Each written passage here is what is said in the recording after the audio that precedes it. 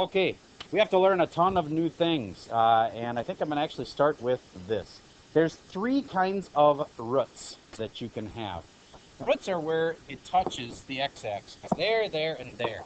Those are the three ways it can touch. It can either cut through, or it can bounce, or it can make a snaky kind of a shape. Now let's just think about that for a second. You know this quadratic very well. Y equals what? Squared. I don't know if you've ever thought of this as bouncing off of the x-axis, but that's one way we can describe it.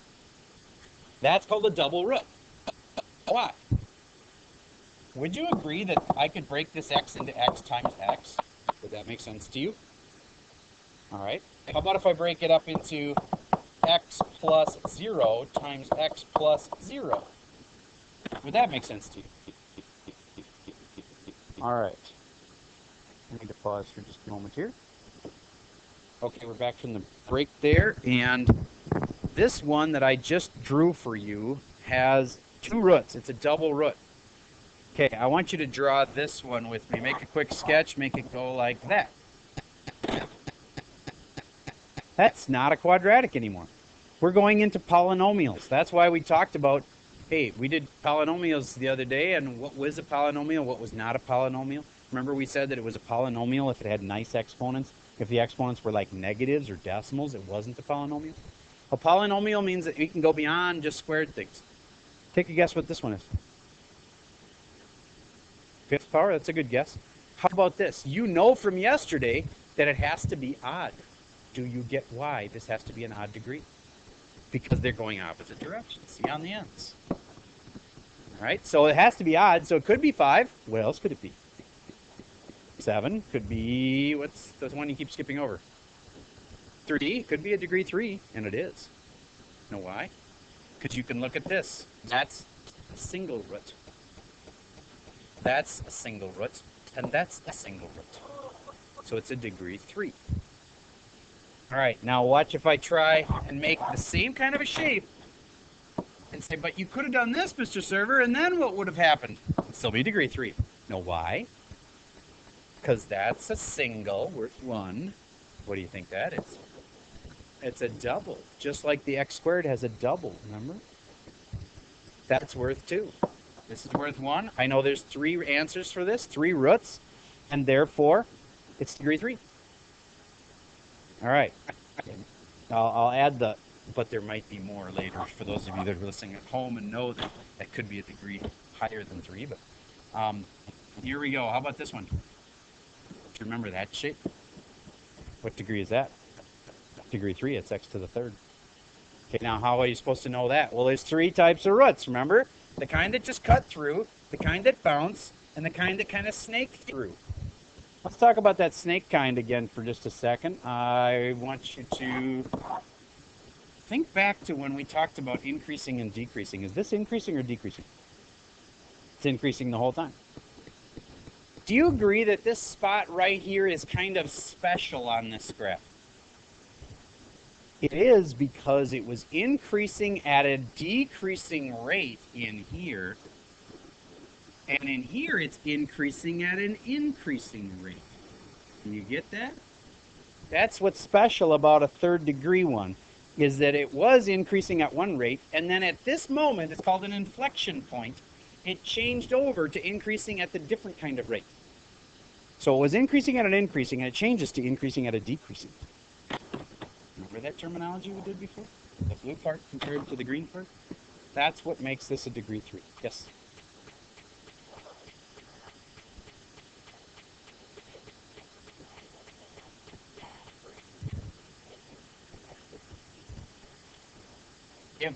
This is always increasing. From here to here, it's always increasing. It's just increasing at different rates. So this one's increasing from negative infinity to positive. There are some functions that only increase. If they said, where is this decreasing? You'd say none. All right. So now, when we're going to get to next here, I want you to get to this screen. There's a lot of little things that you have to know for this next quiz that we take. A lot of little things. All right.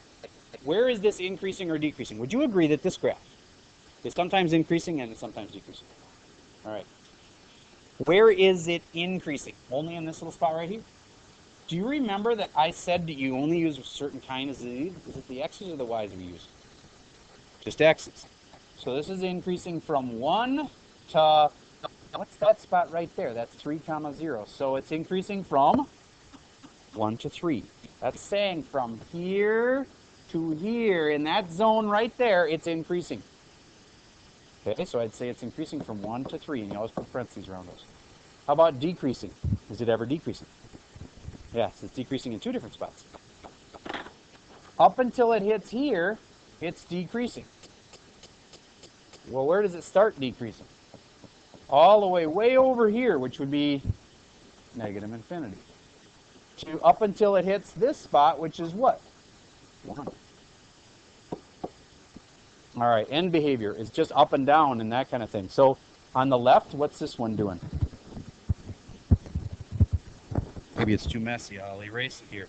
Look at the function. I'll redraw over it in red. And you tell me on the left, what is this functioning? Not increasing, sorry. Up or down? Come on, I'm asking an easy question here. On the left side, is it up or down? It's up on the left. On the right side, is it up or down? It's down. Okay, good. Now, that's the easy part. So on the left, it was up. On the right, it was down.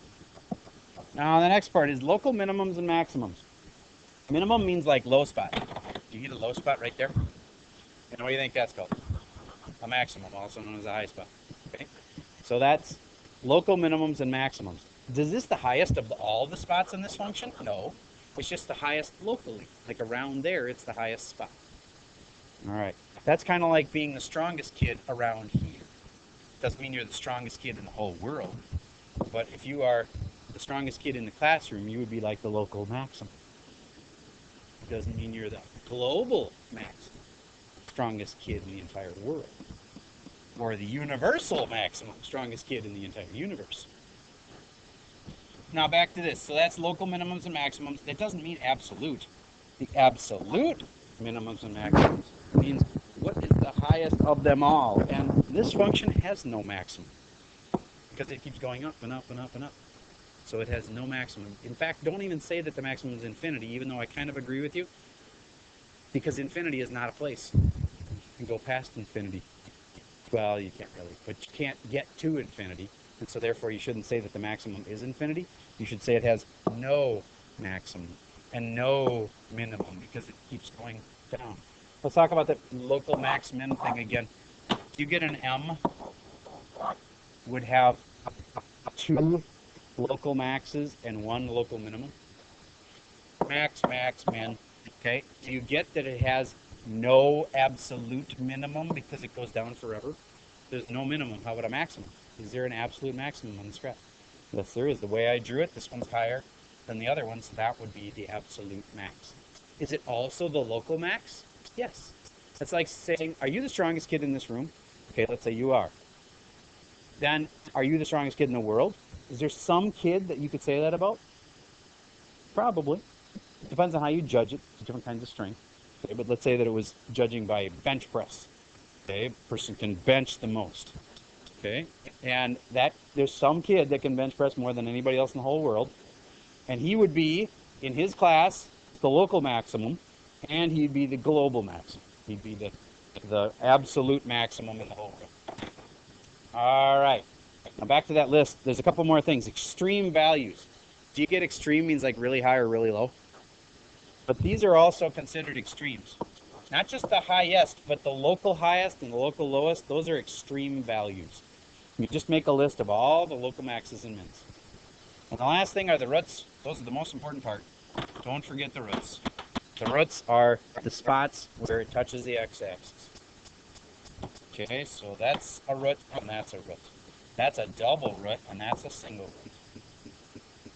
All right. Yes, that's degree 3. And does it make sense because it's going opposite directions that it's a degree 3? See. All right. Extremes are all the local mins and maxes. These are the extremes. That spot and that spot. And since this doesn't have a max, I can't like say what the max is, so I can't add any more than this. So just add in all your local mins and maxes make up the extremes. How would you write that? You make a list of the local mins and maxes. And the local mins and maxes would be negative, or 1 comma negative 4. There's one of the spots, and the other spot is at 3 comma 0. There's my extreme values. All right, moving on. We've talked over all of these things, so I'm just going to flip through them. If you want to read them at home, you can always pause the screen and read through them. Here's another one, except I want you to try to answer these. Except to save us time, I just want you to tell me one place where it's increasing and one place where it's decreasing. Sets of parentheses, you know, like this. I want you to tell me the end behavior on the left and on the right. I want you to tell me what this one's local minimum is. If there's two, then write them both. What its local maximum is, that one's labeled. The absolute min, the absolute max. The extremes is just listing over the local mins and maxes again. And what are the roots? I'm going to give you about 2 minutes. Answer all of those. Let's pause for now. So back to what you should have said here on number 1. Increasing. Well, you could have picked a lot of different places for increasing. Well, only 2 actually, but I'm going to pick that one. And that increases from this spot right here, which is at 1, 2, 3, 4, 5, negative 5, comma 0. And why is that important? Because that's negative 5. The x of it is where it starts increasing. Negative 5 up until this spot of the x. See, it is labeled there. Negative 3.2. Raise your hand if you use that spot for your increasing spot. Okay, good. And the others of you, I'm guessing you use this spot, which the x of it is 0. It's at 0, comma negative 50. So you should have said 0 to infinity. Raise your hand if you use that spot. Okay, good. Next one, decreasing. Decreasing, I'm going to just pick one of them. I'm going to say the negative infinity up to here. Negative infinity up to negative 5 would have been a good answer. Otherwise, I guess I can just say this other one quick. It would have been negative 3.2 to 0 would have been another spot. It was decreasing. Okay, end behavior. Up and up. That one's easy. The next one is local minimum. That's a local minimum. That's a local minimum. You'd say negative 5, comma 0. And the other local minimum, 0, comma negative 50. That's how you write those. They're points. So you put a comma and a parentheses and stuff. Local maximum. That's the local maximum. Done.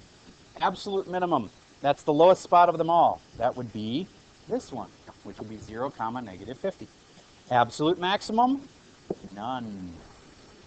There is no absolute maximum because it goes on forever. You would have to assume that these are going like arrows like this. Whenever we have them on the test, you can assume that too. There's just a line that ends. Assume it goes forever that way. Okay, next one is extreme values.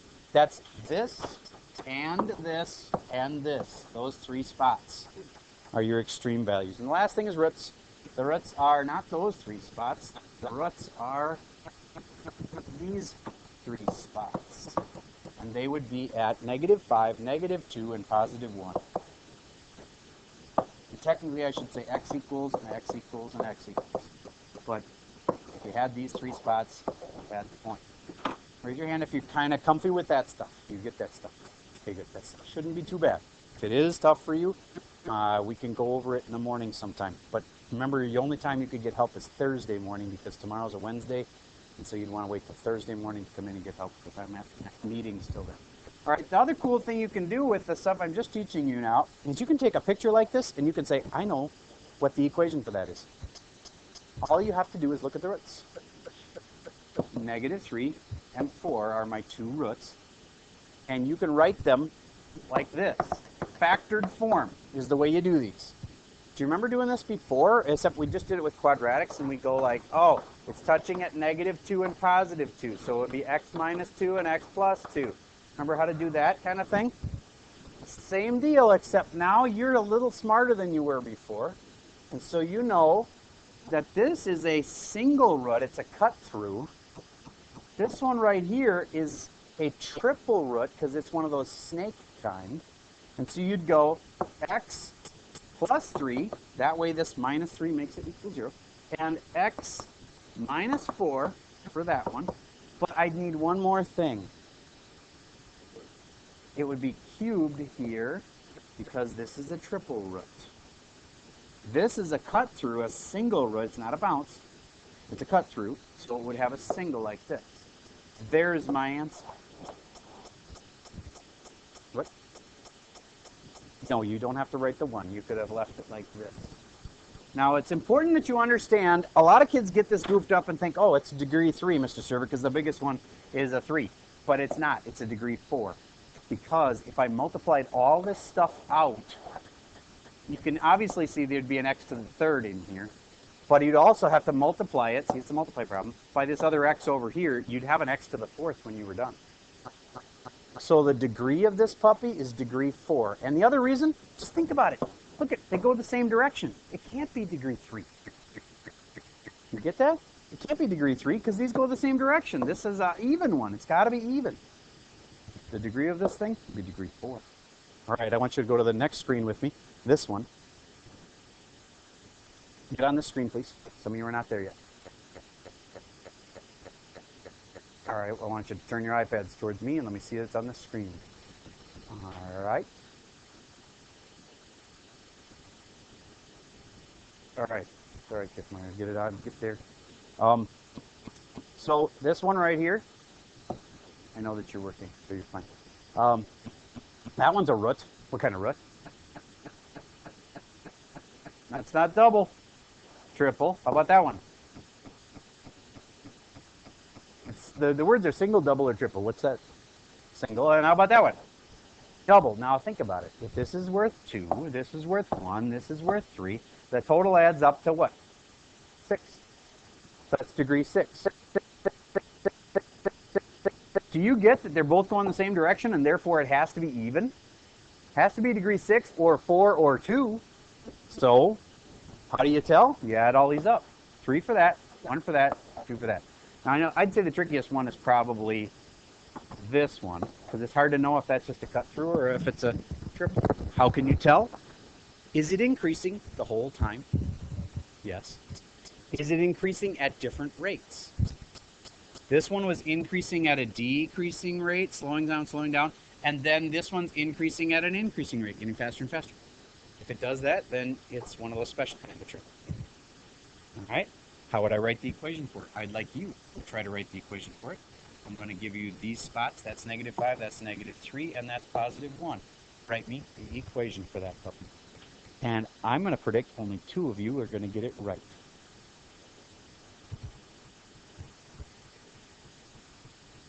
Some of you are going to be overconfident.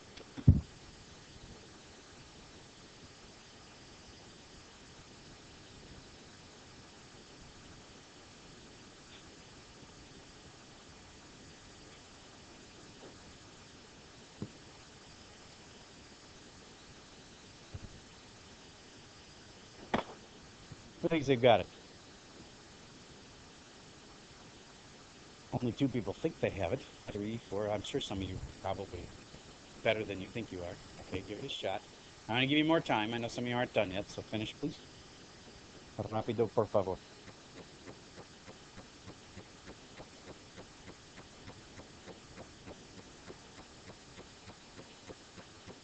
Yes, sir? Oh, you okay. All right. Okay. Now, a lot of people make a simple little mistake on this one. I'll see who made that mistake. Okay, do you get that starts with y equals or something? Because otherwise it's not an equation. Next thing is I had 3 sets of parentheses for the 3 roots. And one of them's x plus 5. Common mistake is say x minus 5. Okay. One of them's x plus 3. And one of them's x minus 1. Are you with me so far? All right, next thing is, this one's a bounce, and so it's worth 2. This one's a cut through, and so it's only worth 1. You don't have to put a 1 there, you can leave it alone. And this one's a triple, so we'd put a 3. And then so a lot of you probably have that answer, and you're wrong. Nope, not a bracket thing. Oh, come on, somebody's going to figure this out. I predicted there'd be 2. You got it. There's got to be a negative. Because it's going down on the right-hand side. You remember that? So it's out in front. Nice work. Only one person got it, apparently. Or did anybody else have that? Oh, yes? Right, cool. So it's really easy to make that mistake. I make that mistake all the time. I always forget to check and see if it's going down on the right, whether or not I need a negative. Very easy to forget that. Okay. All right. And one more. Give that one a shot. Write me an equation for that one.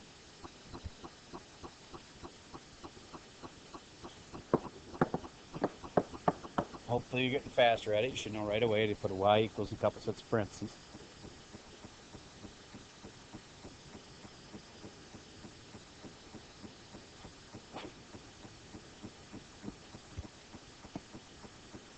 All right, so this one appears to have only two things happening, two roots, that one and that one. So I have an x plus 5 and x minus 1, and then it's a bounce over here, and it's a triple over here, and I'm even going to be extra smart and check, is it going up or down on the right? It's going up, and therefore I leave it positive, and there is your answer. Raise your hand if you had that one right. Okay, good. Now, one more thing. I want to bring this up in case any really smart person is watching this and says, well, Mr. Server, you aren't taking into account that this could be stretched. That is true. It could be stretched. We don't know how much the stretch factor would be, but you know it would go right there, right? Okay, so what we're going to do to take that into account is just throw an A there. You just put an A there to account for the fact that we know there's a stretch factor, maybe, but we don't know how much it is. Now, I could teach you that next level, but it's too much for one day. So I could teach you how to figure that stretch factor out. It's not too hard. Yes? I have a feeling that most kids aren't even going to know that that's there because I'm teaching it, but I'm thinking most people aren't. So I think it's a good thing to have there, but I wouldn't mark it wrong if you didn't put the A there. I just want you to be extra smart. Yes?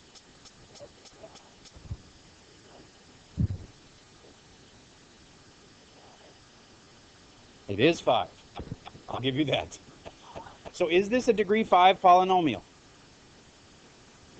Yes, it is. Because, see, it's going down and up, and that makes sense that it's odd, and its degree 5 is odd, right? So it's degree 5, but, again, any extra smart people listening, I know it could be degree 5, but what could be here that we wouldn't see that would cause it to be degree 7? Yes, if it did stuff we didn't see off the graph, good point. There's even more, and it's kind of an advanced concept we talked about before that you'd never be able to see it. Yes? Nope. What are there but you can't see them?